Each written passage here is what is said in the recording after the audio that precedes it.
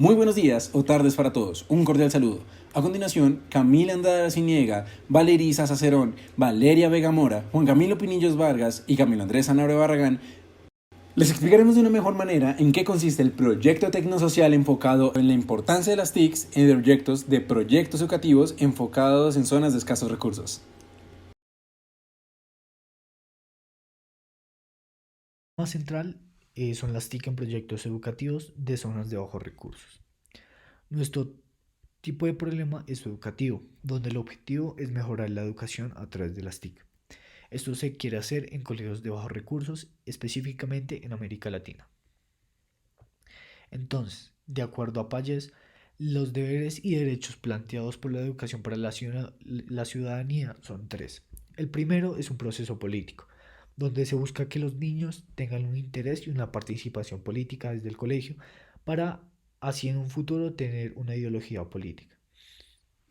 El segundo es la cultura cívica, donde se espera que las personas tengan un interés por la intervención social. Esto al mismo tiempo se espera que tengan las habilidades para la resolución de problemas. Y la tercera es la pluralidad, donde lo más importante es la convivencia. Se busca que haya igualdad de oportunidades, libertad de rutas de estudio, inclusión en el aula de clases y también se puede ver reflejado en el poder, donde se busca una sana convivencia entre la relación de estudiante, docente y familia. Las TIC tienen tres papeles muy importantes. El primero es que es una herramienta que nos dan para tener las habilidades y las competencias para la resolución de proyectos. La segunda es que es una herramienta muy importante para nuevas oportunidades académicas. Esto nos puede dar la capacidad para compartir información, nos puede ayudar a emprender en el ámbito empresarial y también nos da nuevas alternativas, tales como lo son el Internet, la programación, videos y videojuegos. Por último está la lectoescritura, donde se busca la igualdad de información. Por último, vamos con los aportes de la transhumanización. La responsabilidad es social y es social porque se busca el incremento del estado socioeconómico y educativo de personas tales como lo son desmovilizados, grupos étnicos y grupos en conflicto social. Los aportes en la transhumanización se puede dividir en dos. El primero es suministrar educación superior con el apoyo del Estado. Y la segunda es la integración académica para por fin erradicar el analfabetismo. Por último, hay que recordar que es muy importante saber el uso adecuado de las bases de datos, esto con el fin de encontrar información verídica para lo que se está buscando. Nuestra justificación realizamos una infografía que la relacionamos con la lectura La Web 2.0 escrita por Gallego con nuestro tema que es el uso de las TIC en proyectos educativos en zonas de bajos recursos en Colombia.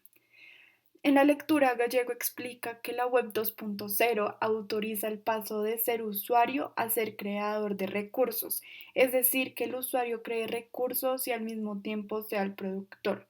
Esto se conoce con el término prosumidor. El prosumidor lo relacionamos con el estudiante que implementan proyectos TIC en sus colegios, ya que vienen siendo usuarios y productores a la misma vez. En esta lectura también se menciona que la Web 2.0 representa recursos que permiten que el usuario tenga una interacción directa para así poder llegar a generar intercambios de información de valor.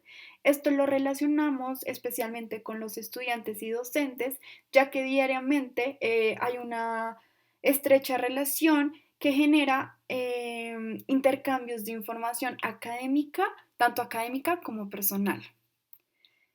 La Web 2.0 especialmente abre posibilidades para aquellos colectivos que presenten dificultades para poder acceder a los recursos en otras modalidades, especialmente que sean mucho más tradicionales.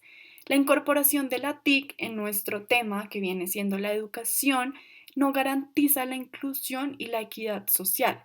Esto puede llegar a ser un problema con la incorporación de nuevas habilidades que tengan el uso de la web, ya que se presentarán retos para las organizaciones educativas.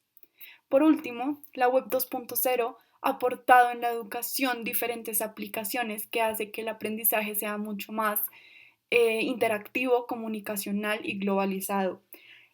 Si estas aplicaciones se llegan a implementar en los colegios de bajos recursos en Colombia, ayudaría a que los estudiantes puedan llegar a tener un proceso tanto académico como personal mucho más efectivo y con una calidad mucho más avanzada.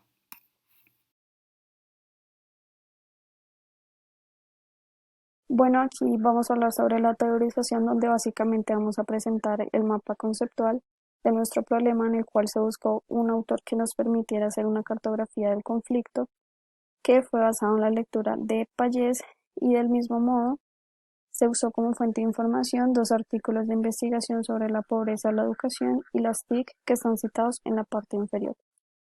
Entonces, nuestro problema es la falta de educación en zonas rurales de Latinoamérica.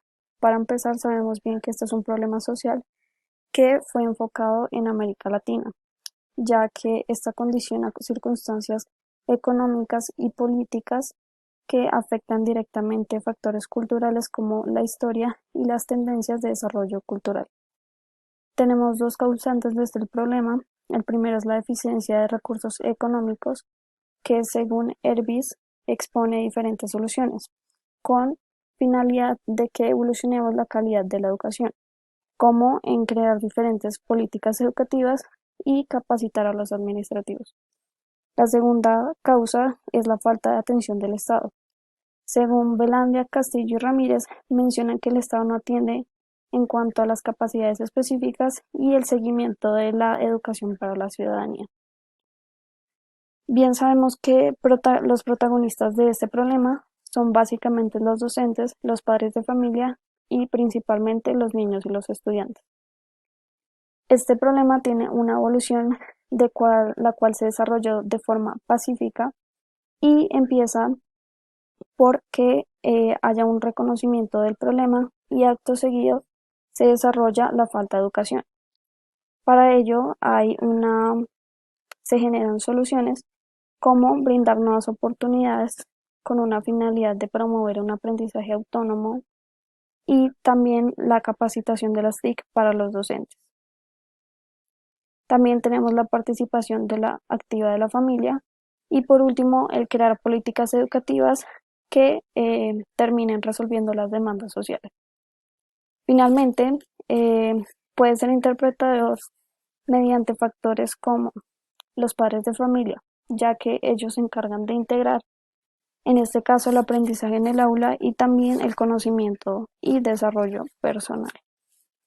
Como un segundo factor está el Estado, que como por ejemplo en las instituciones públicas y privadas. Y por último los estudiantes, que en cuanto a esto se refiere Pallés y Santi Esteban, que mencionan que en primer lugar la importancia de la educación para la ciudadanía está en que se consolida la relación entre el autoestima, la responsabilidad, la dignidad personal y por último la libertad.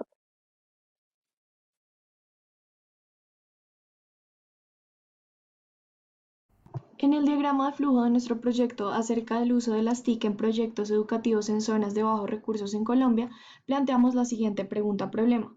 ¿Cómo una solución digital aporta a la solución de problemas reales de la educación en zonas de bajos recursos en Colombia?